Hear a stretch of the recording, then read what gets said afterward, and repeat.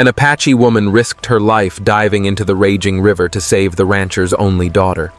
Yet the moment they escaped death, she was accused of trying to kill the very child she saved. Don't forget to like, comment, and subscribe, and stay tuned for the next part of this gripping story. "Stay away from my kid, you damn Apache!" The words cut through the roar of the swollen river, harsh and sharp as a rifle shot. Maya froze for a half-breath, her bare feet sliding in the mud, the heavy basket of goods she'd hauled from town tumbling into the grass. She had no time to answer. Her eyes locked on the small figure near the bank, a little girl in a muddied white dress, her boots slipping a rag doll clutched tight against her chest.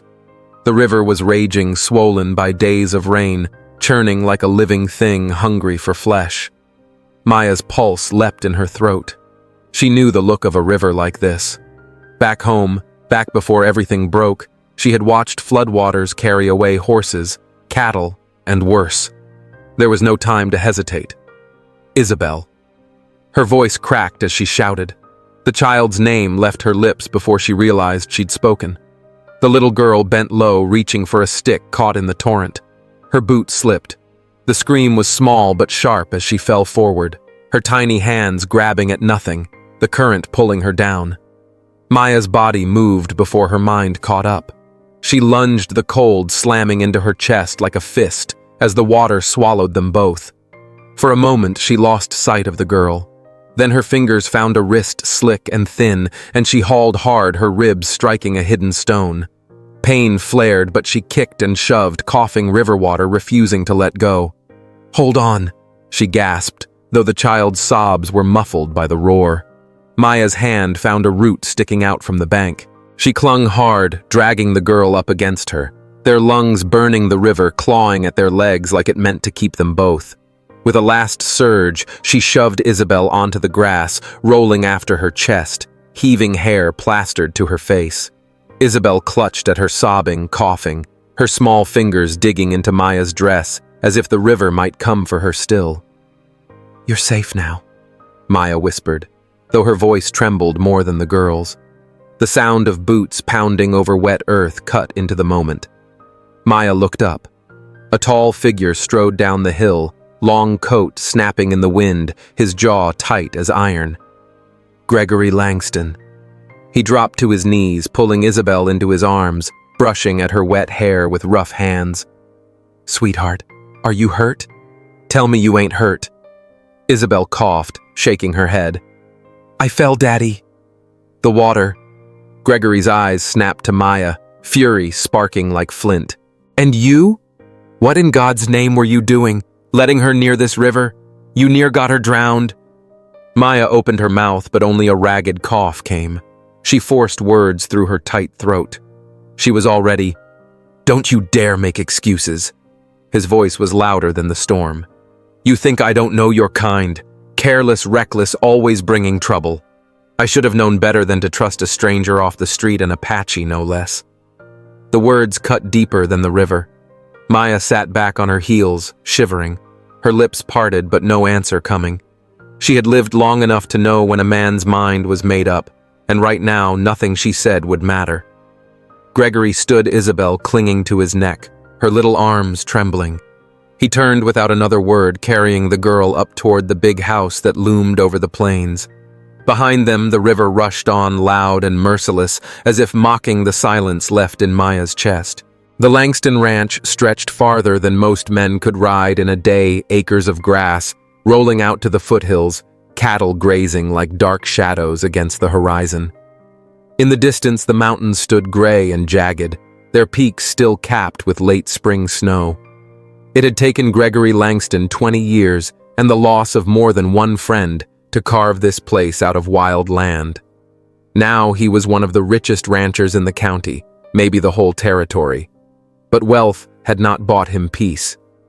Since the fever took Marissa 3 years ago, the big house had grown quiet, its wide halls echoing with the sounds of chores and not much else.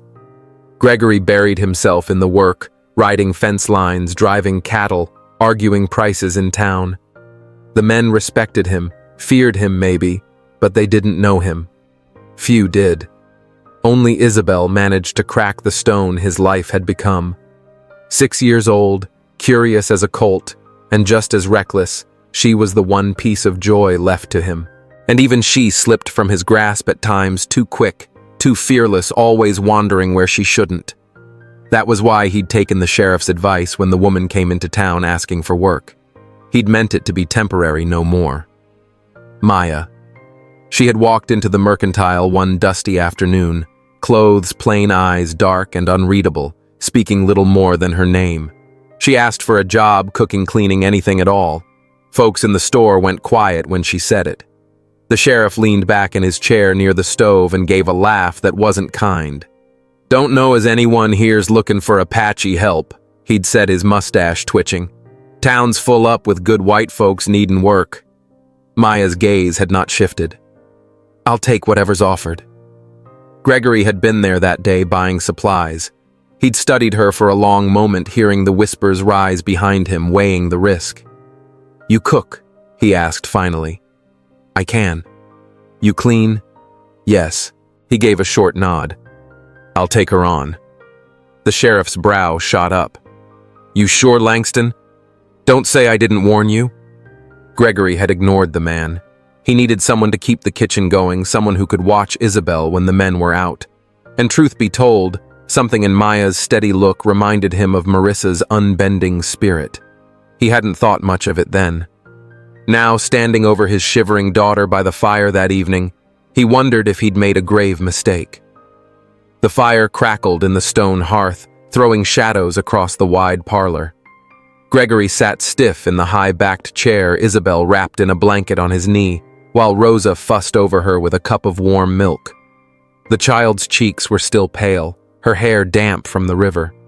Gregory's eyes drifted often to the doorway where Maya had stood silent, her dress soaked and her lips blue from the cold. She had refused Rosa's offer of dry clothes, choosing instead to retreat to the small room off the kitchen. "Best send her away, Javier," the foreman muttered when Gregory joined him later in the hall. The man had worked for Gregory near 15 years, loyal and blunt.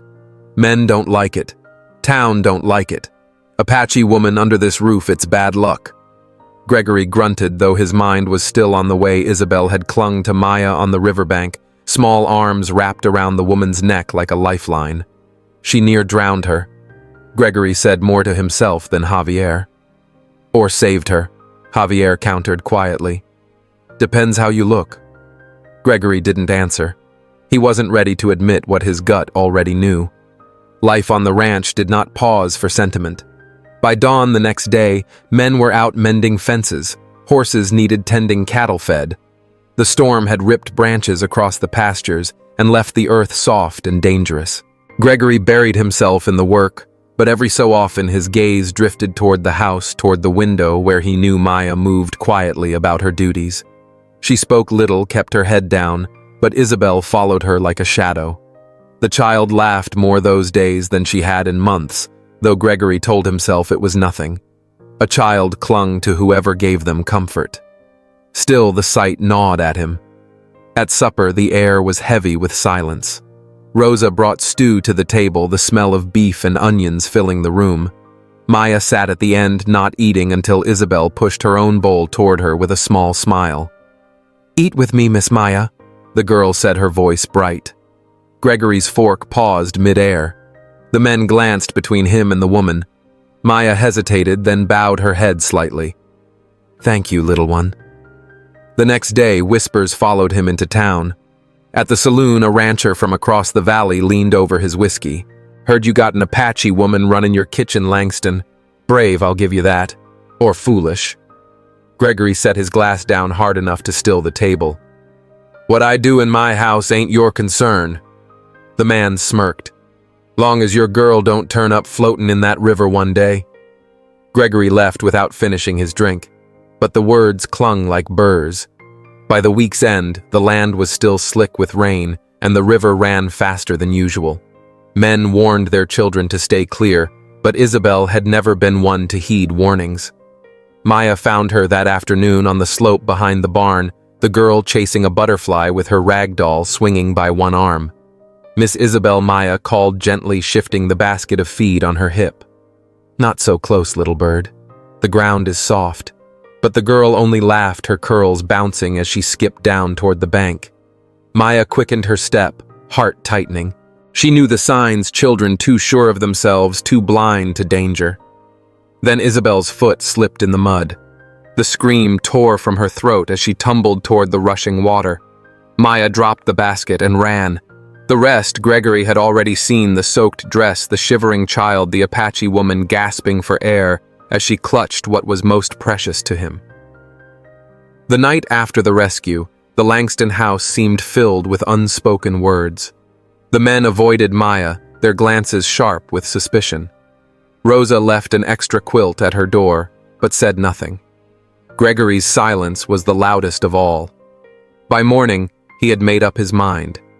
When he found Maya in the kitchen kneading bread, her sleeves rolled to her elbows, he stepped inside with a look that left no doubt.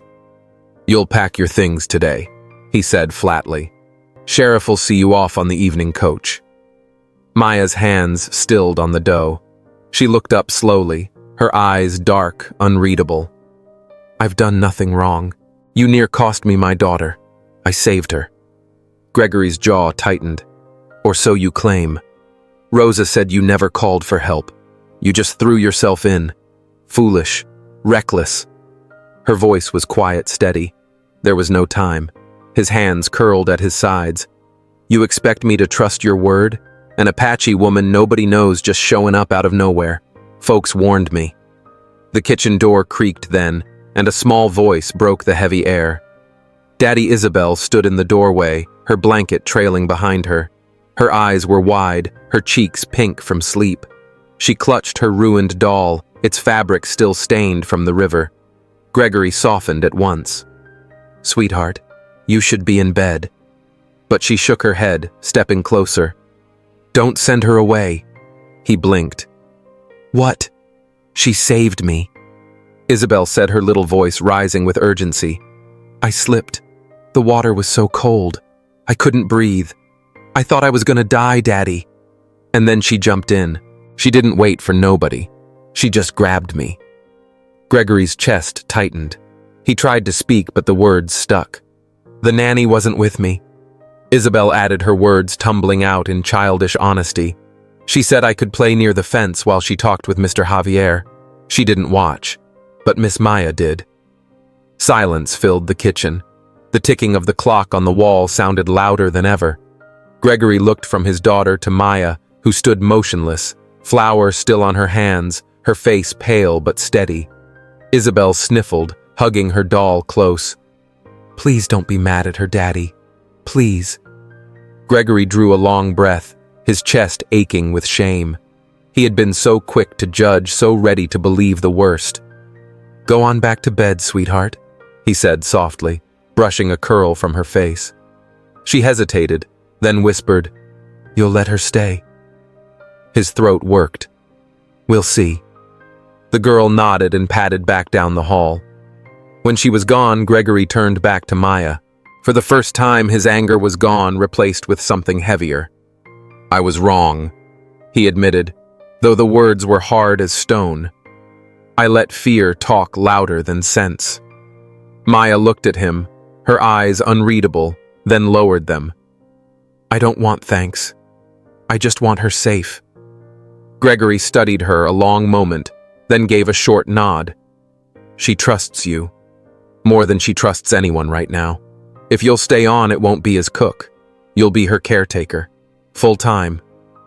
Maya's lips parted slightly, surprise flickering across her face, but she only said, "If that's what you want." "It's what she needs," he said quietly. That night, Gregory watched from his study window as Maya tucked Isabel into bed. The little girl clung to her hand, whispering something that made Maya smile faintly. For the first time in years, the house didn't feel so hollow. The ranch house was still that evening, though not in a comforting way. It was the kind of stillness that made each creak of the floorboards sound like a rebuke. Gregory sat in his study, arms folded across his chest, staring at the memory of what he'd witnessed by the river. He saw it all as if it were happening again. She hadn't stopped to call for help, hadn't even paused to pull off her shoes. She'd simply jumped, He played the scene in his mind over and over. There hadn't been a heartbeat of hesitation in her, not one. And yet he remembered the moment differently. He remembered his own shouting, his fury, the sharp words he'd hurled at her instead of thanks. But his daughter had nearly been lost to that river, and Maya had risked her life to save her. He recalled how she'd gone under once herself, swallowed by the current before pushing Isabel up and finding her footing again. That part he hadn't seen in the panic. He hadn't asked, hadn't cared. A knock on the door pulled him from his thoughts.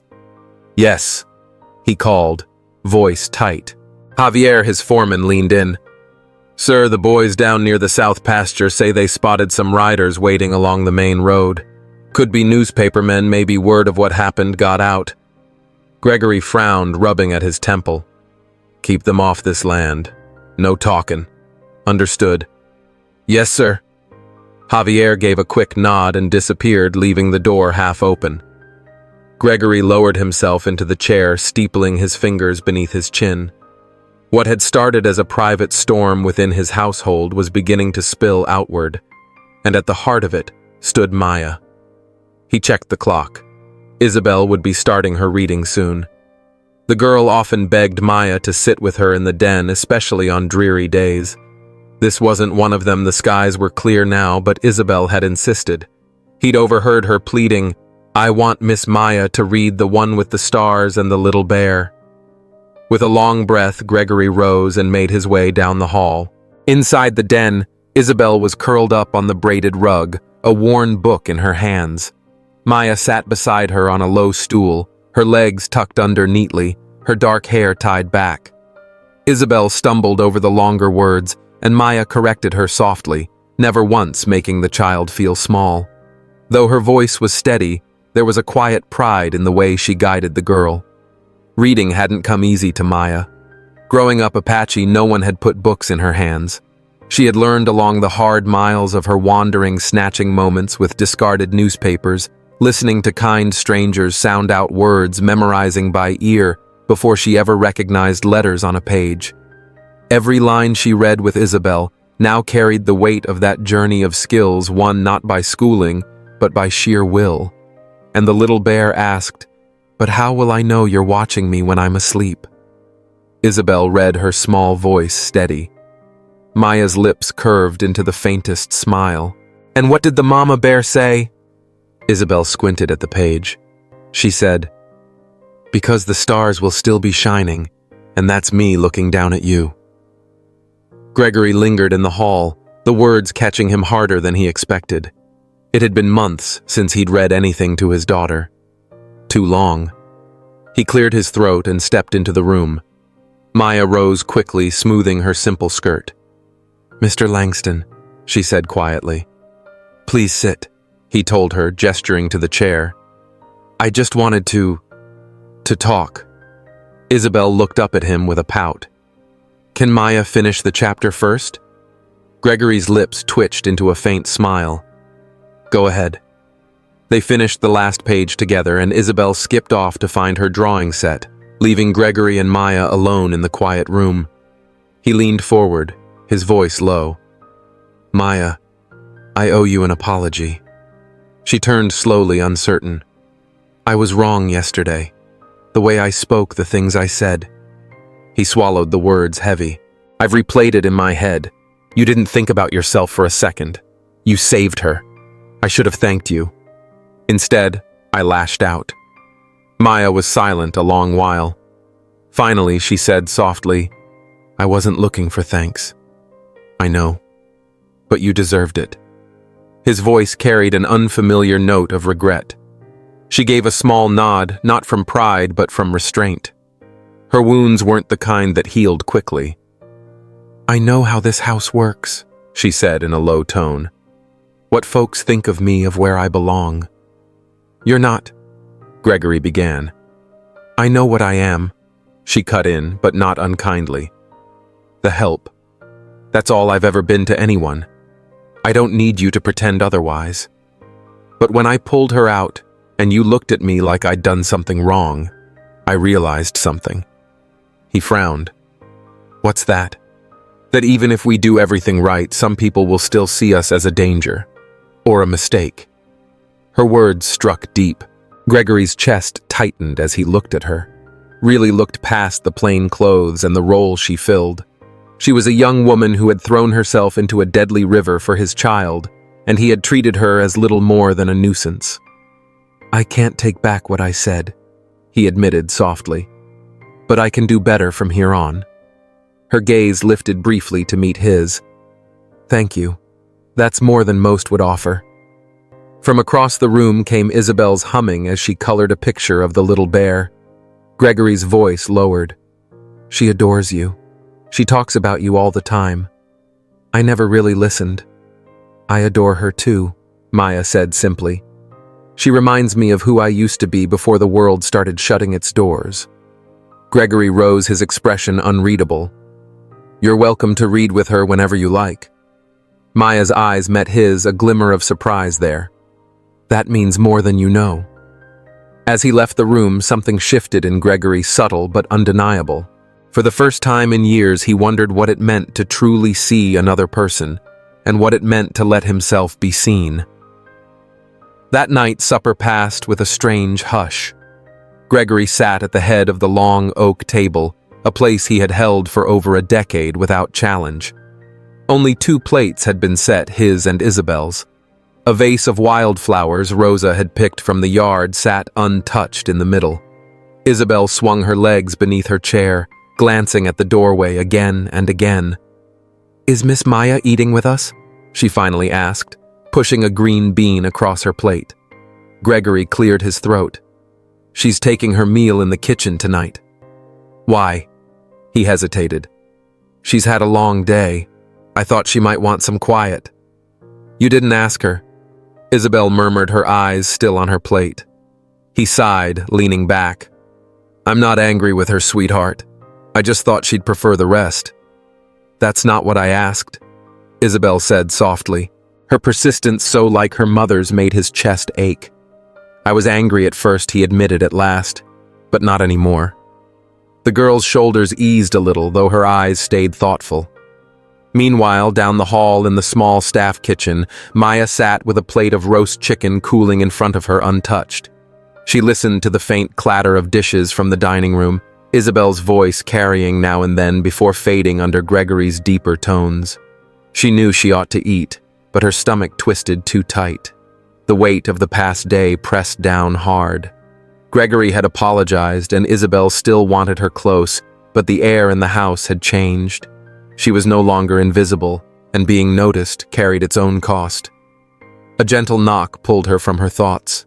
Rosa peeked in her face, kind. "Little one won't touch her dessert until you come," the cook said quietly. Maya hesitated. "Is Mr. Langston all right with that?" Rosa shrugged. He didn't say no. That was enough. When Maya stepped into the dining room, Isabel's face lit up like dawn. "You came?" Gregory, mid-sip of wine, set his glass down.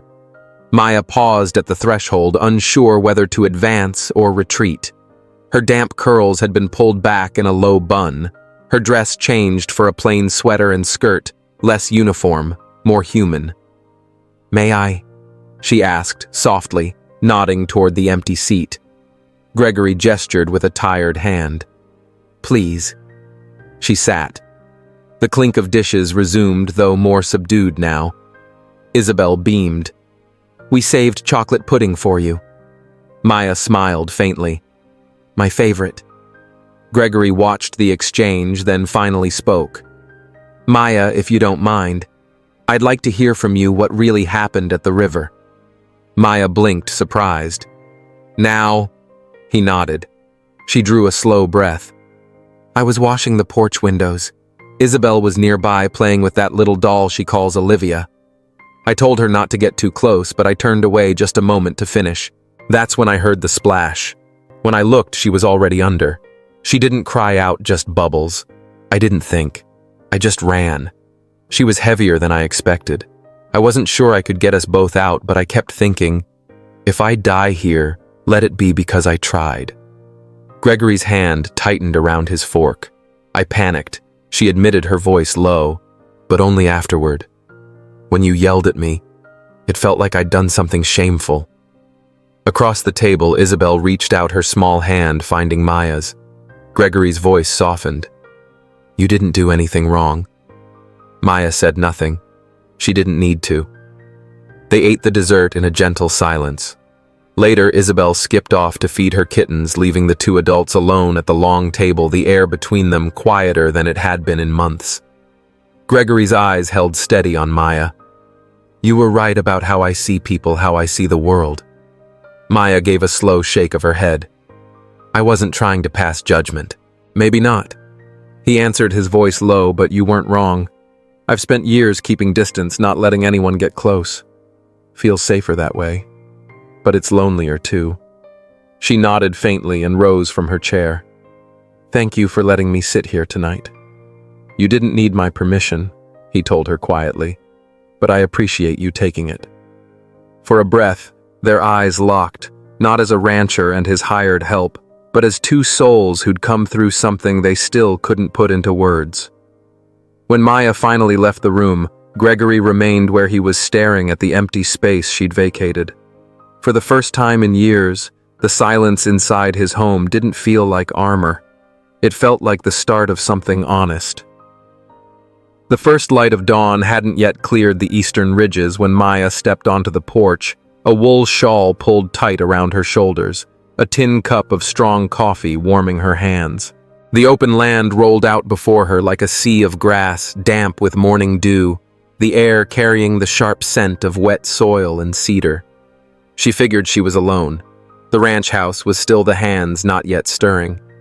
But when she turned to head back inside, she saw him. Gregory Langston stood down by the lower fence-line coat slung over one arm, his hands deep in his pockets. He stared out across the range, his figure solitary against the wide-open country. Maya hesitated, then walked down the slope. He didn't hear her at first, not until the crunch of her boots on gravel drew his eyes. His brow creased faintly. You're up early, he said. Couldn't sleep, she answered simply. You same.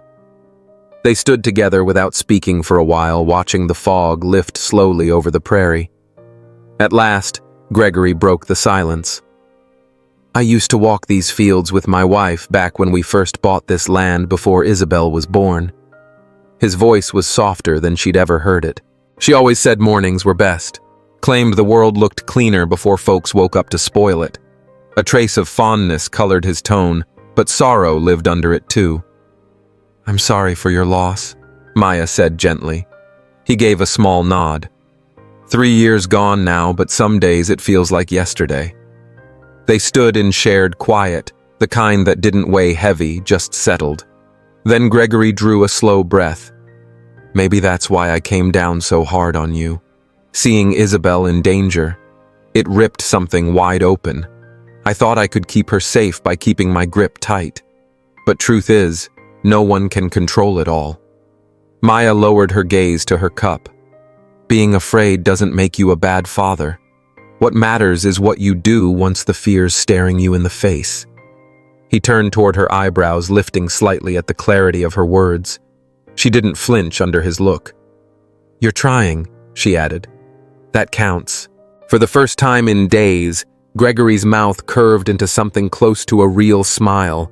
But the moment was cut short when a rider came quick up the slope, breathless. Mr. Langston, the young hand called, tipping his hat. Couple newspapermen down at the gate say they got a story. Gregory's jaw tightened. Already? The boy nodded. They claim someone's been talking from inside the ranch. Maya's stomach sank, but she held her face calm. Gregory's voice hardened. Send him away. Tell him this land ain't for sale, nor is the truth. The hand nodded and rode off, leaving dust in his wake. Gregory turned back to Maya. Don't fret. I'll handle it.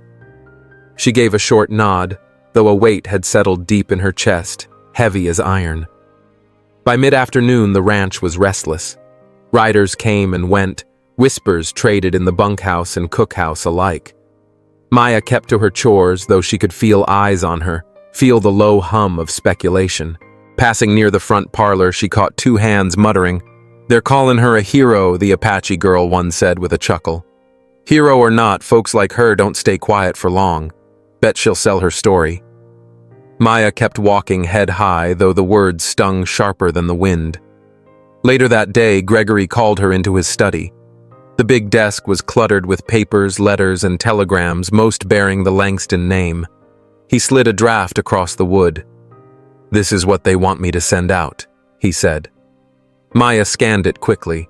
It was careful, polite, acknowledging a member of the household staff who had acted quickly to save a child. But no name. "No mention of me," she said evenly. "They say it's for your privacy." She gave a wry half-smile. "Or for your reputation." He leaned forward. "Then you tell me what you want. I'll back it." She considered a moment. "Leave my name out, but don't erase what happened. Tell them someone acted not out of duty, but because a child's life meant more than fear." Gregory studied her, then nodded slowly. "I can do that. And don't call me a hero," she added softly. "I was just there, at the right moment." "Sometimes that's exactly what a hero is," he answered. Their eyes met then, not across the gap of money or status, but as two people bound by an experience neither would ever forget. The following days, the commotion eased. Papers lost interest, riders stopped waiting near the gate. But inside the Langston house, something had shifted. Maya no longer took her meals in the back kitchen. She didn't linger in the shadows of the house anymore. And Gregory no longer acted like she wasn't there. They spoke little of the river that day, but the silence between them had changed. It wasn't avoidance anymore. It was respect. One evening, with storm clouds rolling low across the plains, Maya stood by the upstairs window, arms folded, breathing in the thick scent of coming rain. Downstairs, Gregory's voice carried sharp with tension as he spoke with a visitor. Isabel had already fallen asleep after hours of games, the girl insisting Maya wear a paper crown and rule as queen in her make-believe kingdom. When the child had finally drifted off, curled against Maya's side with the book still open, Maya had felt something rare, a sense of belonging. She wandered down to the kitchen where Rosa was finishing the dishes. The older woman glanced up with a smile. "Quiet night. Feels like calm before a storm," Maya murmured. Rosa leaned closer. "That man, he's different when you're near. Softer." Maya gave a faint laugh. "I doubt he'd admit it." "Maybe not out loud," Rosa said with a knowing look. "But I've been here a dozen years. I can see the change. And girl, you're the cause." Before Maya could reply, Gregory's voice called from the hall. "Maya, can we talk?" She turned to see him at the doorway, holding two tin cups, one with water, one with wine. "Didn't know which you'd take," he said. "Is this a meeting?" she asked softly. "Or a peace offering?" "Maybe both." They stepped out onto the back porch as the wind rose. Lantern light spilled across the stones, shadows stretching long. "I got a telegram today," Gregory said, his voice low. "A councilman wants to put this ranch up for some civic award. Claims saving your own child and not covering it up earns a man points." Maya took a sip of water. "And what did you tell him?" "I told him the real hero wasn't looking for comment." A pause lingered between them. Then he added, "I've been thinking about your story, why you came here. You don't have to, I know, but I want to understand if you'll share." She set her cup down, fingers tightening. "My mother got sick, real sick, and there was no one else. So I left what I had, school plans, because she'd given me everything. Couldn't trust strangers to care for her. By the time she passed, I'd lost more than I'd started with. Debt was heavy. Dreams felt far away." Gregory's eyes softened. "I'm sorry." She looked away. "Don't be. I don't regret it. I learned more in those years than I ever would have in a classroom." He studied her not with pity, but respect. "Most folks I know never gave up a thing in their lives. Yet here you are, standing taller than any of them." A faint flush warmed her cheeks. The wind caught loose strands of her hair, brushing them across her face. I never thought I'd feel home again after she died. But sometimes, this place surprises me. His eyes lingered on hers. That might be the finest thing anyone said about this house. A low rumble of thunder rolled across the plains. Maya glanced upward. Storm's coming. Let's hope it clears the air, Gregory said. But before they could head inside, Javier appeared breathless. Mr. Langston, he called. There's a man at the gate, says he's with a paper out of Santa Fe. Claims he's got a story. Says it's about the maid. And your late wife. Maya froze, her blood running cold. Gregory's tone darkened. What about her? Javier hesitated. Wouldn't say more. Just that it's personal. And if we don't answer, he prints it tomorrow. Claims someone inside's been feeding him. Gregory's shoulders stiffened. Anonymous source, huh? Yes, sir. He turned sharply, his gaze steady on Maya. Don't you worry. I'll deal with this. Maya nodded, though unease settled heavy in her gut like stone. When Javier left, Maya turned to Gregory. You figure someone here's feeding those newspaper men lies? I don't know yet. Gregory said, his jaw set, but I'll find out. And if somebody's trying to drag you into this, they'll answer to me. Something in his tone made her believe him.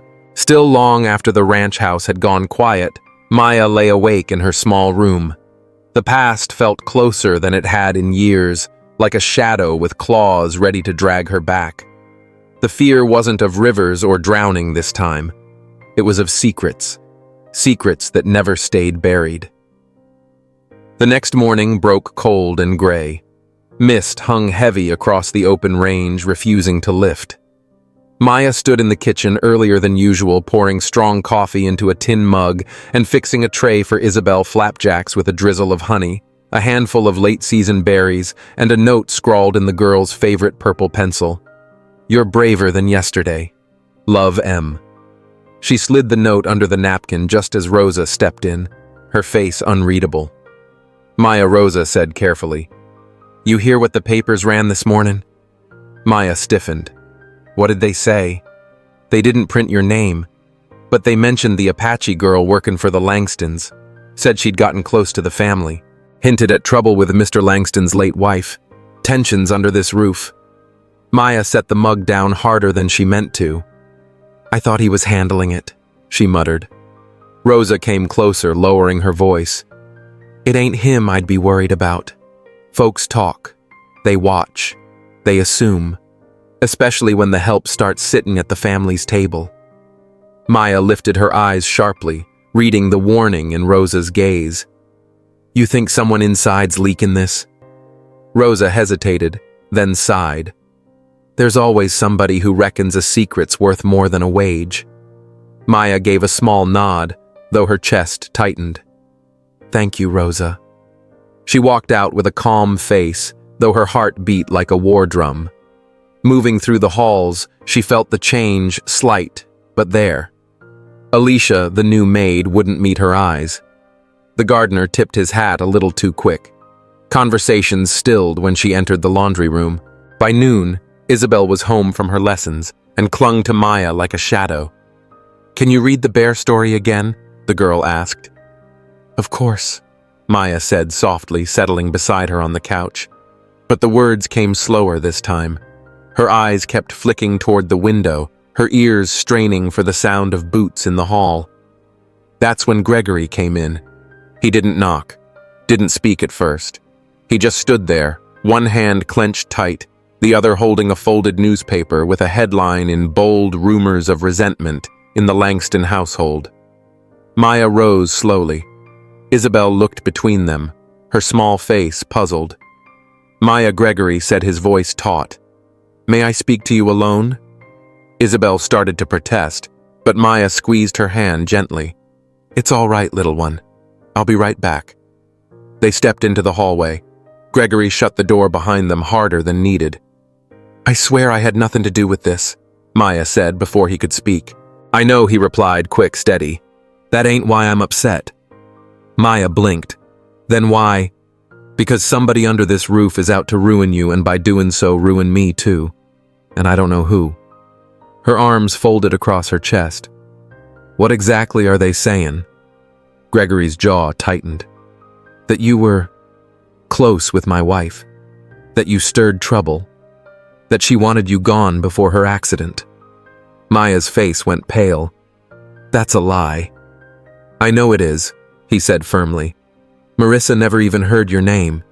You came here months after she passed. Maya nodded, but the wound was real. Still, lies don't die easy once they're told. Gregory's eyes darkened. Which is why we need to smoke out who's spreading them. Any thoughts? She shook her head. He hesitated. Could be Alicia. Could be one of the men who handles letters. But I won't point fingers without proof. Maya exhaled hard. I just don't want Isabel caught up in this. She's been through enough. Gregory gave a sharp nod. Then we get ahead of it. You and me together. Not some flashy interview. Just a clear statement. The truth. Maya tilted her head. You trust me enough for that? He held her gaze without flinching. I trust you with my daughter's life. That's more than enough. That evening they sat side by side at his desk, drafting the words. Plain, honest. Maya's name would stay out, but the truth wouldn't. The statement spoke of someone who acted not out of duty, but because a child's life meant more than fear. When they finished, Maya glanced at him. You didn't have to include that line about honor beyond station. I did, he said quietly. Because it's true. A faint smile touched her lips. You're not who I thought you'd be. Neither are you, he answered. The next morning, the ranch woke to a strange calm. No riders waiting at the gate, no angry telegrams from town, just the soft smell of sage on the breeze and the hum of the windmill turning slow. Maya walked into the kitchen and found Rosa already stirring the stew pot. The older woman handed her a folded copy of the county paper. Made the front page querida, she said with a sly smile. The headline read, Truth over Scandal. Langston Statement, Quiets Rumors. Maya scanned the column. No name, just the words a young woman of the household staff whose quick courage and steady devotion had averted tragedy. It's kind, Maya said softly, folding the page. Kinder than I deserve. You earned it, Rosa replied. You didn't ask for praise. You just did what was right. Gregory came in then, dressed in work clothes, no sign of armor in his stance. Mornin', he said, pouring himself coffee. He read the paper in silence, then gave a small nod. They got it right. Later that day, he asked Maya to walk the fence line with him. The land stretched wide rows of young vines greening under the sun. Found something last night, he said. In Marissa's old desk. He handed her a folded scrap of paper, edges worn. Maya opened it. The handwriting was looping careful. It read, This house feels too quiet. I watch Isabel laughing with Rosa giggling with the new girl. What was her name? Maya? She's young, careful but warm. She reminds me of someone I used to be. Maya's eyes stung. She knew me. Even then, Gregory nodded. She saw you even if you didn't realize. Maya folded the note carefully, returning it with trembling fingers. Thank you. She never thought you were invisible, Gregory said. They walked in silence, boots crunching gravel, the wind humming low through the vines. When they reached the porch, Isabel was waiting with a sketch pad. I made something, she called. She held up a drawing, 3 stick figures under a bright sun, herself in the middle. Gregory on one side, Maya on the other, all holding hands. It's our family now, she said simply. Maya's throat tightened. Gregory crouched beside her, his voice rough. That's beautiful, sweetheart. Mommy would like it too. Isabel added, her voice quiet. Even if she's with the stars. Gregory swallowed hard. I think you're right. That evening, Rosa handed Maya a folded yellow scarf embroidered with tiny white blossoms. Belonged to Marissa, she said. She wore it come harvest season. I reckon it suits you better now. Maya traced the stitching, her heart heavy and full. She really is everywhere. She built this place with more than walls, Rosa said. And now you're doing the same. Later that night, just past midnight, Maya stirred awake to a sound not born of wind or creaking timbers. Slow, deliberate footsteps in the east corridor near Gregory's study, where no staff had reason to be at this hour. Barefoot and silent, Maya slipped into the hall, her instincts sharp. The lanterns burned low shadows long. She edged closer, her pulse quickening. Through the study door, half ajar, she saw movement, a shadow bent over the desk. Alicia. The young maid's hands rifled through Gregory's papers, quick and anxious. Maya held her breath, watching as Alicia pulled a small envelope, stuffed it into her coat pocket, and turned to leave. Maya stepped forward into the doorway, her eyes fixed, steady. Alicia froze, her face going pale, the flicker of panic breaking through before she could mask it. Alicia's sneer rose quick and sharp. Could say the same about you, she snapped. This ain't your place, Alicia, Maya said, stepping closer. You got no reason being here this late rifling through the rancher's desk. I work here, same as you, not at midnight, not digging through Mr. Langston's personal files. Alicia narrowed her eyes. And you? What gives you the right to be wandering around like this house belongs to you? I heard something. Came to check. Maya replied, her voice low but steady. The air between them grew tight, taut as wire fence. I suggest you return whatever it is you took, Maya said coolly, before this turns uglier than it already is. Alicia didn't move at first, but the defiance was burning behind her stare as she took a step closer. You really think he's gonna stick his neck out for you? You think just 'cause the little one clings to you like a pup, you're someone special? This ain't about being special, Maya said, calm as ever. It's about trust, and you just smashed it to pieces. Before Alicia could fire back, a heavy voice cut through the tension behind them. What in God's name is going on? Both women turned. Gregory Langston stood at the doorway, jaw clenched tight, his shadow spilling long across the floorboards. She was in your study, Maya said evenly, digging through your drawers. Gregory's eyes locked onto Alicia. Is that the truth? Alicia froze, her face pale before tightening with resistance. I was looking for my pay stubs. I thought, stop. Gregory raised a hand. Don't lie to me. He walked past her, opened the drawer she'd just closed, and frowned at the mess. Turning slowly, he asked, What did you take? Alicia didn't speak. I won't ask again.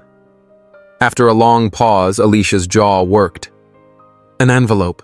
That's all. Hand it over. Reluctantly, she reached into her coat and slapped the envelope down on the desk. Gregory opened it, scanned the contents, then looked up with disbelief. You were fixin' to sell this. She didn't answer. These are letters between me and my attorney, about Isabel's trust, about her future. Why in hell would you want these? Her silence told him everything he needed. You're finished, Gregory said flatly. Pack your things. You're off this land tonight. Javier'll see to it. Alicia scoffed. Figures. You tossed me out for a little peek while she... Gregory stepped forward, his voice like iron. Maya's done nothing but protect this home. She ain't even family, Alicia hissed. She's earned her place. More than you ever did, he snapped. Alicia's eyes darted between them. Rage, shame, and something else, fear. Then, without another word, she spun on her heel and stormed out. Gregory let out a slow breath. I'm sorry you had to witness that. Maya shook her head. You didn't know. I should have. They stood there, the tension still crackling in the air. She wasn't just snooping, Maya said after a moment. She came for something. She knew exactly where to look. Gregory's face darkened. Which means someone else pointed her there. Should we call the sheriff? Not yet. First things first, we lock this house down. No one in or out unless I say so. Maya looked at him, worry flickering in her chest. This ain't just gossip, is it? Gregory met her eyes. No, it's bigger. A lot bigger. That night, Maya returned to her room, but rest didn't come. The shadows around the ranch had shifted again. What had felt like healing now felt like a battle, a fight for something deeper. Truth, safety, dignity. Downstairs, Gregory sat alone in the study, the stolen letter beside a half-drunk glass of whiskey. He stared into the blackness beyond the window, knowing full well this wasn't over. By morning, the whole house felt changed. Staff moved quieter. Doors closed softer. Word had spread fast Alicia was gone. Nobody knew the full truth, but everyone sensed the weight of it. Maya sat at the kitchen table with Isabel pouring molasses syrup onto the girls' waffles, her smile stiff but present. Across from her, Isabel picked at her food. "She's not coming back, is she?" Maya hesitated. "No sugar. Alicia won't be working here anymore. Did she do something bad?" Another pause. Then Maya nodded gently. "Sometimes people make choices that hurt others. When that happens, they can't stay." Isabel frowned. "But you're staying, right?" Maya smiled, this time softer. "Yes. I'm not going anywhere." Gregory entered a few minutes later, dressed sharper than usual, his coat-pressed shirt clean. He looked like a man with a plan. He laid a hand on Isabel's small shoulder. "Morning, Peanut. You all right?" She nodded. Then he turned to Maya. "Can I borrow you for a bit? There's something we need to go over." Maya followed him upstairs to his study. Once the door closed, Gregory opened a hidden cabinet behind the bookcase, 2 safes, a locked drawer. "Had the locks changed this morning?" he said, then pulled a leather folio from the shelf. "But there's more." He laid it open on the desk. Inside were letters, old legal papers, and then something that made Maya lean in, a copy of an email. "About Marissa?" she asked. He nodded. "From 6 months before she passed." Maya scanned the note. It wasn't about her. It was about a man named Daniel Reyes, a former estate manager fired quietly. "She caught him near her belongings," Maya murmured. "He was let go not long after. I didn't think much of it. Thought it was nothing. But what if it wasn't?" Maya said. Gregory nodded. "That's what I've been wondering. What if Alicia was his way back in?" Maya sat back. "You think she was working with him?" "It's possible." Her references were too perfect, almost staged. Maya crossed her arms. She wasn't digging for gossip. She was hunting for something she could sell. "Exactly." Gregory slid another paper toward her. "And that leads to this." It was a notarized draft, unsigned. "What's this? A change to Isabel's trust. An amendment. My lawyer suggested adding a temporary co-guardian, someone I trust." Maya's breath caught when she saw the name Maya Williams.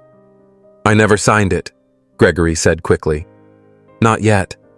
I wanted to talk to you first." She stood pacing. "You were going to make me guardian of your daughter. I was considering it. You're already half her life. And if anything happened to me, that's not a job, Gregory. That's a whole life." "I know. I'm not asking for an answer today. I just needed you to know how much I trust you." Maya turned toward him, heart pounding. "This ain't just about trust. The world's watching. Folks'll twist this. Say I planned it. Say I seduced you to get here." Gregory stepped closer. "Let 'em talk. They don't know you. I do. And Isabel does. That's what matters." Maya exhaled, her breath shaky. "I don't want to be some scandal in your story." "You won't be," he said steady. "Not while I'm standing beside you." The rest of the day slid by like a blur. Gregory spent hours sending riders with notes and making calls from the telegraph office. Maya went back to her chores, but something in the air between them had shifted again. Not the old suspicion, but something sharper, more alive. That evening, once Isabel was asleep and the ranch hands had retired, Maya found herself walking the dirt path through the vineyards alone. The moon hung high above the rows, silvering the vines and casting long, restless shadows on the ground. Footsteps sounded behind her, steady on the gravel. "Knew I'd find you out here," Gregory's voice called softly. She didn't turn right away. "This where your wife used to walk?" "Yes." Then maybe I'm intruding. No, he said, coming closer. You're carrying it on. She turned then, meeting his gaze. I'm scared, Gregory. Scared of being seen. Scared of being twisted into something I ain't. So am I, he admitted. They stood surrounded by vines that had outlived more seasons than either of them could count. In the quiet, Maya felt something settle inside her. Not peace, not yet, but readiness. Whatever storm was coming, she knew she wouldn't be facing it alone. She wasn't just the hired Apache help anymore. She was something more unspoken, undeniable. The next day dawned with a stillness that didn't belong to the land. It was as though the ranch itself held its breath. Maya felt it the instant she stepped into the kitchen, the silence so deep it smothered even the ticking of the old wall clock. Rosa stood at the stove stirring a pot of oatmeal, her brow furrowed. What is it? Maya asked. Rosa glanced up. Fire last night. North fence line. Maya froze. A fire. How bad didn't spread far? Just a handful of rows. But it weren't natural. Maya's stomach dropped. You mean someone set it? Rosa gave a grim nod. Sheriff's men are here now. Gregory's out front talking with them. Maya's chest thudded hard. The ranch had survived whispers and gossip, but this was different. This was a warning. She found Gregory in the courtyard speaking with a deputy whose weathered face carried a lifetime under the sun. Gregory's voice was calm, though Maya saw the tension in his eyes. The night guard spotted movement round 1:15, Gregory explained. Long coat. Looked like a man. Couldn't catch his face. The deputy scribbled in his pad. Any former hands you let go recently? Gregory hesitated. Too long, Alicia Maya said quietly. The deputy's gaze lifted to her. And you are? She's family. Gregory cut in before Maya could speak. Someone I trust. The deputy adjusted his hat. We'll look into it. But off the record, this feels like a message. Somebody wants you rattled. They've succeeded, Gregory said under his breath. After the lawman left, Maya and Gregory walked to the scorched edge of the vineyard. The blackened earth stretched like a wound across the field. I keep asking myself, Gregory murmured. What do they want? They want you off balance, Maya said firmly. Vulnerable, distracted. And it's working. She turned toward him. Then stop reacting. Start digging. Find the truth before they twist it again. His brow lifted. You mean fight back? No, she said. I mean lay it bare before they do. Later that day, Gregory called an emergency meeting in the estate library. Only the most trusted staff were invited. Rosa Javier, Mr. Ellison the bookkeeper, and Maya. I'm asking something hard from y'all, Gregory began. Total honesty. No judgment. No punishment today. But I need the truth. The room was heavy with silence. We got a breach, he continued. And I'm near certain it's coming from inside. The staff shifted uncomfortably. At last, Mr. Ellison cleared his throat. Don't know who's feeding newsmen, sir, but I've seen oddities in the books. Receipts missing. Tallies not adding up. Figured clerical errors. Now I'm not so sure. Work with the auditor tomorrow, Gregory said. Full transparency. Rosa's hands trembled slightly. There's been talk in the staff quarters. Idle gossip mostly. But a few weeks back I heard Alicia mention a name. Daniel. Maya's chest tightened. She said it like she knew him. Rosa went on. Said he told her not to trust the new favorite. I thought it was nonsense then. Gregory's voice was grave. It's enough now. When the meeting ended, only Gregory and Maya remained. This Daniel, he said slowly. I remember. Marissa wanted him gone. Had access to papers he shouldn't. We let him go quiet. Until now, Maya said. Gregory nodded. We have to find him. Maya laid a hand lightly on his arm. We will. But first you guard Isabel. They'll use her to break you. His gaze narrowed. You think she's in danger? I think you are. And they'll strike where it hurts most. That night, guards doubled their watch. Locks were tested. Isabel was moved to the central hall close to Maya's own room. The house became a fortress. As Maya tucked the girl in, Isabel peered up. Is Daddy scared? Maya smoothed a curl from her brow. He's being careful. That's what good fathers do. Are you scared? Maya paused. I'm watchful. But I'm here. I ain't going anywhere. Isabel squeezed her hand. Then I'm not scared either. Downstairs, Gregory sat in his study, the charred images replaying in his mind. This wasn't about whispers anymore. It was war.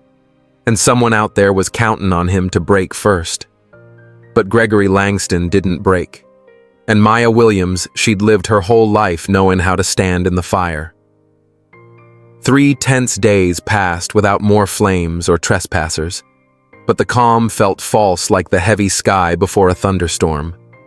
Gregory, buried in security plans, rarely left his office. The ranch hands went back to their chores, but every step sounded cautious, every glance watchful. Maya saw the toll in Isabel, too. The girl's light-hearted chatter dimmed. One evening, while Maya brushed her hair, Isabel whispered, "Why are folks so mad at Daddy?" "They're not mad at him, sweetheart," Maya answered softly. "Some people want things that ain't theirs, and they think hurting others is the way to get it. Will they try to take me?" Maya's hand stilled in the child's curls. "No one's taken you. Not while I'm here." That night, needing air, Maya stepped onto the porch, her shawl pulled close against the autumn chill. The land lay quiet, but as she neared the vineyard edge, she froze. A figure stood just beyond the fence line. Not on the ranch, but close. Too close. "Hey!"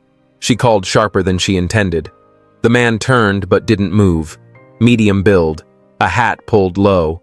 Moonlight caught a flash of metal in his hand. Maybe a lantern, maybe not.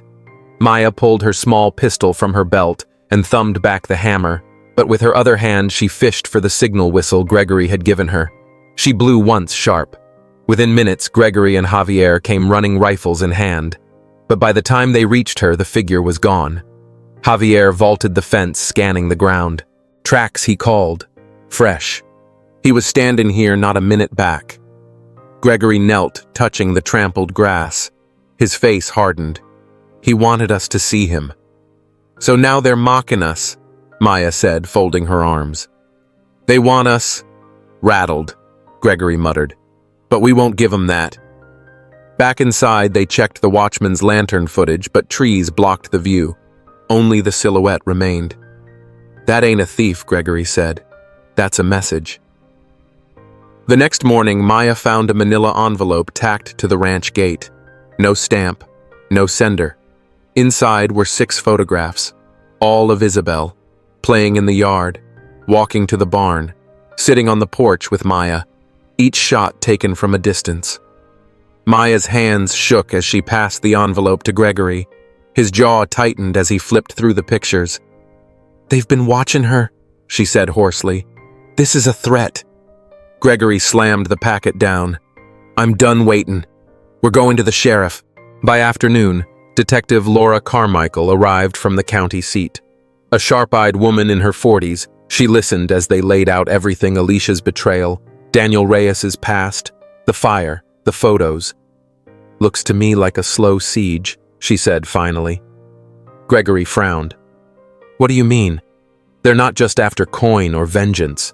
They want you discredited, Mr. Langston. Your land, your name, your standing. You're more than a rancher here, you're a symbol. And symbols are worth shattering." And Maya, Gregory asked. "She's the piece they didn't plan for," Carmichael said. "She's unpredictable. That makes her dangerous to them." Maya crossed her arms. "Because I won't bow my head." "Exactly," the detective said. "We'll increase patrols. I'll dig into Reyes's ties. But you best prepare yourselves. This won't stay impersonal." After she left, Maya sat in Gregory's study staring at the photographs. "They're watching a child," she said softly. That's beyond cruel. Gregory's voice was rough. I keep thinking what Marissa would do. She'd shield her daughter, Maya said. And so will we. That night, Gregory made a decision. I want you to take Isabel away, somewhere safe, for a while. Maya's head snapped up. No. That's what they want for us to scatter. This ain't pride, Maya. It's her safety. And what about yours? She demanded, rising. You think you'll last without her? Without someone beside you who sees the cracks before they split, their eyes locked. You don't get to push me out now, she said, fierce. Not when we're finally standing together. He exhaled heavily. I just want to keep you both safe. Then let me fight with you. Silence stretched thick and sharp. At last he nodded. All right, together. Outside, the wind picked up sweeping golden leaves across the dirt road. The enemy was still in the shadows, but Gregory and Maya weren't hiding anymore. 2 days later, Maya sat in the old storage wing of the house, dust thick on every surface, the smell of cedar clinging to the air. Stacks of Marissa's boxes surrounded her furniture under sheets. Gregory's words echoed in her mind. Marissa kept everything. She believed someday the truth would matter. Maya dug through the papers with steady hands. She didn't know what she was hunting for, proof that tied Alicia to Rhea as evidence of blackmail, or maybe something more personal. Some key Marissa had left behind. Something that could finally explain why a storm had come for this ranch. She pulled out a worn leather ledger marked Ranch Manager Records, 1876. Inside were payroll slips, inventory lists, and at the very back, a reprimand notice. Name Daniel Reyes.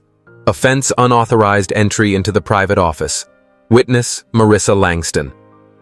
There it was, a written warning issued 2 months before his dismissal. But it wasn't the form itself that froze Maya in place. Clipped to it was a folded note in Marissa's handwriting. Something is wrong. He knows too much. I've seen the way he looks at Isabel. He's not just greedy, he's watching. Maya's skin prickled. She tucked the paper into her pocket and hurried back toward the main house. Gregory was out in the yard speaking with Detective Carmichael about the night patrols. He looked up as Maya approached, urgency written across her face. I found something, she said, handing over the note. Gregory read silently, his brow furrowing with each line. Carmichael leaned over his shoulder. This shows she was afraid of him, Maya said firmly. Not just for you, she feared for Isabel. Carmichael gave a slow nod. This changes everything. With this, we can open a formal case on Daniel Reyes, maybe even push for warrants. Gregory's eyes clouded. She never told me. Not a word. She was protecting you, Maya said softly. But now it's our turn. The detective excused herself to begin the paperwork. Gregory stayed seated on the bench, still gripping the letter like it might burn him. She knew he whispered. She saw the danger long before I did. That's what mothers do, Maya replied gently. And now you've got to finish what she started. Later that night, after Isabel had gone to bed, Maya joined Gregory in the study. The room had become their war room, maps, photographs, and documents spread across the heavy oak table. Instead of pouring whiskey, Gregory set down 2 cups of hot tea. I've been thinking, he said, sliding a folder toward her. About the trust amendment. Gregory, we don't have to. I'm not asking you to sign anything tonight, he cut in. But I want you to know what it means, because if something happens to me... She met his gaze steady. Then we'll handle it. Together. A faint smile touched his face. You know, Marissa once told me I needed someone to keep me steady. Thought it'd always be her. She was that, Maya said. And now you have Isabel. You've got both of us. A sharp knock at the study door broke the moment. Javier stepped in, holding out a small receiver from the telegraph line. It's for you, Mr. Langston. Caller said it's urgent. Gregory took it, raising a brow. Hello? A pause. Then his expression hardened. What do you want? His voice was ice. Maya leaned forward. Who is it? Gregory's jaw clenched. Don't you say her name again? He snapped into the receiver. He listened, his face draining of color, then slammed it down. "They know about Marissa's note," he said quietly. "And they know we found it." Maya's breath caught. "How?" "I don't know," Gregory whispered. "But they're watching closer than we realized." That night, they changed every lock and access code. Guards doubled their patrols. The ranch became less a home and more a stronghold. But the fight wasn't just on the fences, it was in their heads. The next day, a courier delivered a thick envelope with no return name. Inside were photographs, not old ones, new, of Maya, walking to the trading post, waiting with Isabel outside the schoolhouse, holding the girl's hand by the corral. Alongside the photos was a typed note. She replaced Marissa. "What makes you think we won't replace her?" Gregory handed it to Maya, his hand trembling. "They're after you now." Maya's jaw tightened as she clutched the photos. "Let them watch. This isn't a game anymore." "It never was," Gregory said grimly. Maya met his eyes unwavering. "Then let's show them what happens when they threaten the wrong woman." Gregory held her stare for a long moment, then nodded. "We fight. Not with rage, but with truth. With the kind of legacy Marissa believed in. One built on love, not silence." The following morning, fog blanketed the vineyard, the roses in the garden heavy with dew. Maya walked the central path with a mug of black coffee, stopping near the trellis where Marissa once sat with Isabel for morning tea. Something caught her eye in the soil, a glint half hidden by roots. She crouched and brushed dirt away, revealing a small metal device no bigger than a matchbox. Her pulse jumped. A tracker. Or worse, a listening device. She sprinted back inside. Gregory was in the study, bent over estate blueprints. She dropped the object on the desk. "They're listening," she said. Gregory's face darkened as he picked it up. That's how they knew about the note. He called Carmichael immediately, who promised to send a man skilled in forensics. Maya's gaze shifted to the roses. "They put it where love used to live, where no one would think to look." Gregory sat heavily. "This isn't just blackmail. They're haunting us in our memories." Maya's voice sharpened. "Then we use those memories to trap them." He looked up. "What do you mean?" "Let's feed them bait, something too tempting to resist." His brow furrowed. "You want to draw them out?" "Yes. A false trail. One we control." He thought a moment, then nodded. "A transfer. Isabel's trust. A decoy." "Exactly," Maya said. "We make them move first, and when they do, we'll be waiting." With Carmichael's help, they forged a convincing set of papers, a supposed amendment showing Maya listed as co-trustee of Isabel's estate, tied to an account out of reach. They left the crumbs just clear enough in the ledgers for an intruder to find. 3 nights later, the trap was sprung. At 2:43 a.m., the motion sensor near the cellar door lit up. In the security room, Maya and Gregory, dressed in dark clothes, watched as a shadow slipped inside. "Wait," Maya whispered, laying a hand on Gregory's arm. "We want him in the study." The figure moved like he knew the house, gliding past cameras angled just enough to miss him. But the study camera had been reset to catch every move. They watched as he opened the bottom drawer and pulled out the decoy file. Gregory dialed the sheriff's private line. "Now." Within minutes, deputies surrounded the house. The intruder bolted for the west exit, only to find it locked tight, the path rerouted straight into the glass greenhouse. He stumbled inside. The doors sealed behind him with a heavy click. Floodlights flared on. Gregory and Maya stepped forward as he spun around, tugging at the handles. "Don't waste your breath," Maya said coolly. "That glass won't break." The man tore off his mask. Daniel Reyes. Maya's blood ran cold. She'd suspected. Now she knew. "I should have guessed," Gregory said bitterly. "You never left, did you? You took everything from me." Daniel spat. "You did that yourself," Gregory shot back. "You were trusted and you betrayed it." Daniel's gaze snapped to Maya. "She doesn't belong here. You think Marissa would have wanted this?" Maya stepped forward, eyes blazing. Marissa trusted me more than she ever trusted you, and I'd die before I let you lay a hand on that child." Daniel laughed, sharp and bitter. "You think you're her mother? You're just the help." Maya didn't flinch. "And yet here I stand protecting this family while you're the one caught like a rat." The deputies took him moments later, the false file in hand, fingerprints plain. He didn't fight. He only stared at Maya with hatred burning in his eyes as they led him away. By dawn, the ranch was quiet again. Gregory and Maya walked back through the rose garden, the place where the device had been found. "You saved us," Gregory said softly. "No," Maya answered. "Marissa saved us. I only listened." They paused beneath the trellis, the soil now hiding not secrets, but justice. "Do you think it's over?" Gregory asked quietly. "Not over," Maya replied. "But we've turned the tide." She knelt and placed the useless tracker back into the earth, not because it worked, but as a reminder. A warning of the cost of silence and the power of a woman who refused to be silenced. The morning after Daniel's arrest, the house carried a new kind of stillness. Not fear, but reflection. The hands worked steadier. Isabel played outside with her sketchbook, drawing roses in shades of red and pink. Inside, Gregory stood in Marissa's old dressing room. The air still held a trace of her perfume. Scarves hung soft and faded along the armoire doors. Maya entered quietly. "Haven't stepped in here since the funeral?" he said without turning. "I can wait outside," she offered. "No, stay." He opened a vanity drawer slowly.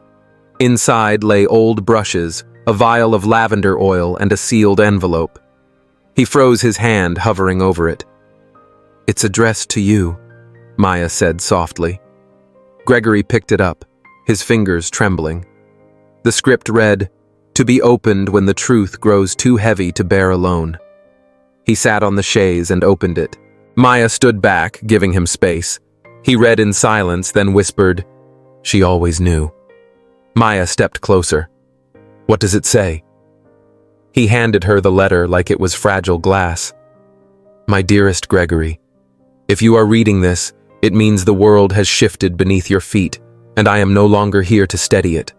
I know your heart, your loyalty, your flaws, your strength, but I also know you only see what you want to believe. There is a darkness circling this house. Daniel is part of it, but not the whole. If harm ever comes to me, look to the roses. That is where I've hidden what matters most. And trust Maya. She sees what you cannot. She will be your compass when the sky goes black." Maya's eyes blurred with tears. "She left this for us." Gregory nodded, folding the letter gently. "She trusted you even when I was blind. I've been afraid to grieve," he admitted, voice breaking. "Afraid to live again." "We grieve by living," Maya said quietly, "and by refusing to live in fear." That afternoon, Detective Carmichael returned. "Daniel won't talk," she reported. "But we found payment records. 6 months back, wired to him through a shell company in Delaware. The name tied to it, Russell Whitaker." Maya's breath caught. The board member, former Carmichael, corrected. Marissa pushed him out after an ethics inquiry. He blamed her for ending his career. Gregory's jaw tightened. "So he hired Reyes, tried to tear us down, to ruin Isabel's future, to drag Maya through the mud. He didn't care who got hurt," Carmichael said grimly. "But we'll find proof. Reyes had 2 burner phones. If Whitaker's behind this, we'll uncover it." That night, Maya sat with Isabel in the reading room, the girl's small hand tucked safely in hers, knowing the storm hadn't passed, but the worst of its shadows were finally named. The little girl curled up close to Maya, a storybook of fairy tales resting on her lap. "Did Daddy catch the bad man?" Isabel asked. "He did," Maya replied gently. "And no more bad people are coming here." Isabel paused, her small voice soft. "Do you miss Mommy?" Maya swallowed, her voice catching. "Every single day." A few hours later, Javier approached quietly. "There's someone here asking for you," he said. "Who?" Gregory asked. "Marissa's sister. Came all the way from Chicago." Maya's brows rose in surprise. Eleanor Langston sat calmly on the back patio, clutching a photograph of Marissa and Isabel. Her eyes were rimmed with red, but her posture remained upright, dignified even in mourning. "I should have come sooner," Eleanor said, rising to her feet. "But I was angry at you, Gregory, at her, at everything." Gregory nodded. "You had every reason to be." Then Eleanor turned her gaze to Maya. "You're the one they've been talking about. The one Marissa called her shadow angel." Maya offered a soft smile. "I only tried to keep the promise she left behind." Eleanor studied her in silence, then gave a small nod. "She'd be proud of you." The rest of the day was spent walking the land, revisiting memories, speaking of old times, and what might come next. Eleanor shared stories of Marissa's fire, her unwavering sense of right and wrong, and how she believed justice wasn't just an idea, it was something you chose to live by each day. As the sun dipped behind the hills, Eleanor reached out and touched a bloom by the rose-covered trellis. She loved this land more than anything. Maya stood beside her. "Then we'll make sure it stays safe." That night, after Isabel drifted off to sleep, Maya and Gregory sat quietly beside the fireplace. "We're not through yet," Gregory said in a low voice. "There's still backlash to come. The media, the fallout." "I know," Maya answered. "But we've built something they can't tear down. Something real." He reached for her hand. "Family." She squeezed his hand back. "Always." Outside, under a sky scattered with stars, the vineyard breathed easier, its shadows lifting its secrets laid bare. By Friday morning, the estate's front gate was lined with black SUVs, reporters with cameras, and vans humming with satellite equipment. Overnight news had broken Russell Whitaker had been arrested and confessed to orchestrating the scheme against the Langstons involving multiple insiders. Cameras flashed non-stop, hoping to catch a glimpse of Gregory Langston, his young daughter, or the enigmatic woman who had become the heart of the house, Maya Williams. Inside the house, Gregory stood at the front window, eyes fixed on the chaos at the gate. "They can smell it," he said. "Blood or redemption. They don't care which." Maya entered the room with a fresh pot of coffee and 2 mugs. "You knew this day would come." "I did.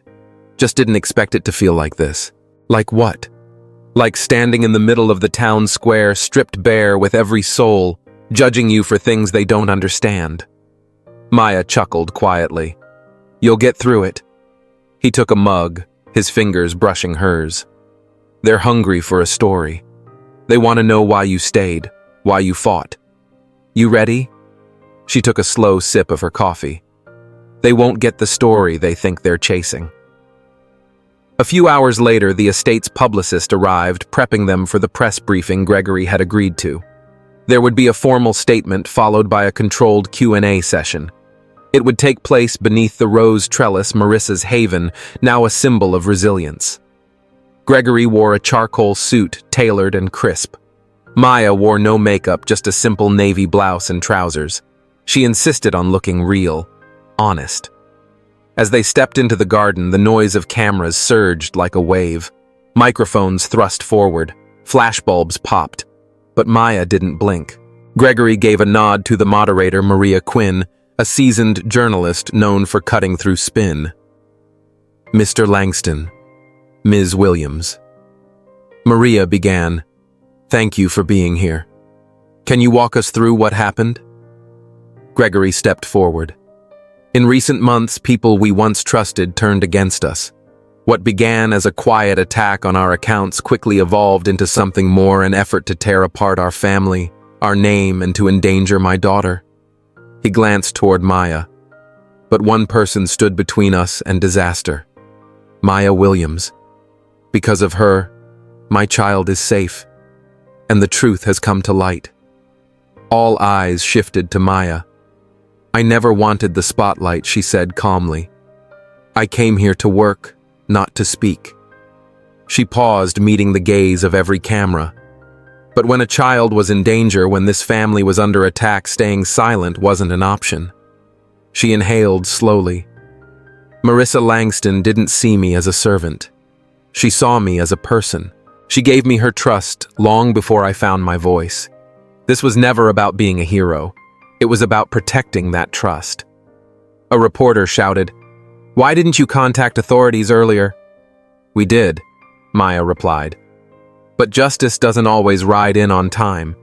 Sometimes you have to build the path yourself, one truth at a time." Another voice called out, "Do you have anything to say to those who underestimated you?" Maya gave a small, thoughtful smile. "I don't hold it against them. People underestimate what they refuse to see." The press conference ended with a flurry of questions left unanswered, but Maya and Gregory didn't flinch. They'd said what mattered. Later, Isabel leaned into Maya's side. "I think Mommy would have liked you." Maya rested her head gently against the child's. "I hope so." Across the yard, Gregory ended a phone call outside the wine cellar. "We're pressing charges," he said into the receiver. "And I want every dime Whitaker touched, traced, and reported." He hung up, eyes drifting across the vineyard. The worst was behind them, the future still theirs to claim. That evening, Gregory joined Maya on the back porch. They sat in the hush of dusk, the sound of wind brushing through the vines. "I keep thinking about what Marissa wrote," he said at last. "Trust Maya. She is your compass." He turned toward her, voice steady. "I don't know where life will take us, but I want you by my side, not in the shadows, as my equal, as family." Maya felt her breath catch. "I can't promise a perfect road," Gregory added, "but I can promise you'll never walk it alone." She nodded. "Then let's walk forward." As twilight deepened, Maya reached for his hand. This time, Gregory didn't hesitate. They were no longer bracing for the storm, they were walking through it. Together. That following Monday, Gregory stood before the glass-walled tower of Langston Enterprises in San Francisco. Inside, the marble floors buzzed with whispers. Employees stared quickly, glancing away. Rumors had spread fast, Daniel Reyes' sabotage and whispers of betrayal in the boardroom. But Gregory didn't arrive alone. Maya stood beside him, dressed in a sharp navy suit, clipboard in hand. No longer a servant, she walked with purpose, with weight. And people noticed. "You sure about this?" she asked as the elevator rose. Gregory gave a firm nod. "It's time we finish what Marissa started." The elevator doors opened onto the executive level. Outside the boardroom stood Alicia. Her usual smugness had drained away, replaced with caution. "You're not allowed in here," she said to Maya coldly. Maya didn't blink. "You're in no position to say who belongs where." Inside, 12 board members sat, waiting faces ranging from concerned to unreadable. Russell Whitaker sat at the far end, his smile tight and sharp. Gregory placed a thick folder on the table. "Before we get to the trust report," he said, "there's something more urgent." Detective Carmichael entered with 2 plainclothes officers and handed each board member a packet. "These are findings from a criminal investigation," she announced. "They include communication between Daniel Reyes and a shell company traced directly to Mr. Whitaker. Wire transfers, instructions, GPS coordinates that match the fire on Mr. Langston's vineyard." Gasps rippled through the room. Russell scoffed. "This is a setup. Fabricated." "You're right," Carmichael cut in, "which is why we had them verified by federal cybercrime experts. The IP address points to your home. The accounts tie to a business in your wife's name." She stepped forward. "Russell Whitaker, you're under arrest for conspiracy to commit fraud, blackmail, and child endangerment." Officers moved in. Russell didn't fight. As he was led away, he hissed toward Gregory, "This company won't survive without me." Gregory didn't blink, then let it bleed and heal stronger. Once the doors shut, a board member spoke. "Gregory, why weren't we told sooner? I needed evidence, and I needed to be sure no one else here was compromised." He turned toward Maya. "This is Maya Williams. Without her, none of this would have come to light. I'm appointing her special advisor to the chair. effective immediately. No one argued. They recognized power when they saw it. Later that day, back at the estate, the scent of lavender and freshly turned soil greeted them. As they stepped from the car, Javier approached the porch. "There's someone here to see you," he said. When they returned to the house, Javier was waiting just inside the entryway. "Letter came for you," he said, handing Maya a thick envelope. No name on the return, only hers written across the front. Inside was a single page penned in careful handwriting on heavy ivory paper.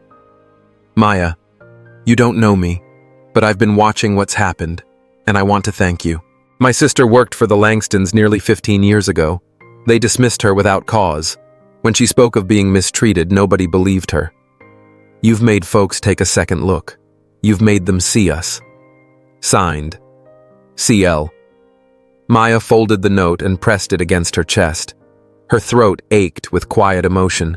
She didn't know CL, but she knew the story because women like her lived it every day, fading into the margins of someone else's power.